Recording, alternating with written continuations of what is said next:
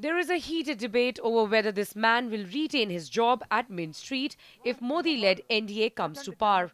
But that's not stopping RBI Governor Raghuram Rajan from ushering in key reforms. A panel appointed by him has suggested radical changes to how state-owned banks are governed. The committee, headed by former Axis Bank chairman PJ Nayak, has recommended that the government reduce its stake in banks to below 50%.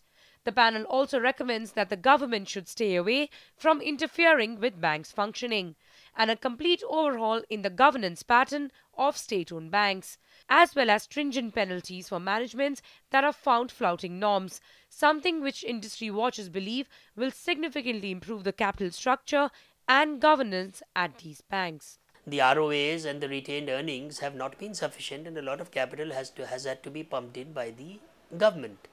Now, that is clearly not sustainable given the government's other challenges and constraints, and therefore, lower shareholding by the government would crowd in a lot of other players from the private sector to bring in the needed capital.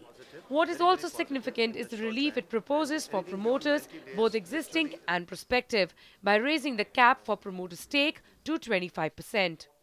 Let it be at a level which gives the owner a significant stake and a say in how they manage their bank, and hopefully it is uniform across the systems. Even so, most of these changes are easier said than done, and despite Governor Rajan's best efforts, the final call will have to be taken by the new government. And considering the post-poll scramble at the centre, that's not happening in a hurry. With Anirudh Ghosh, Simran Gill, ET Now, Mumbai.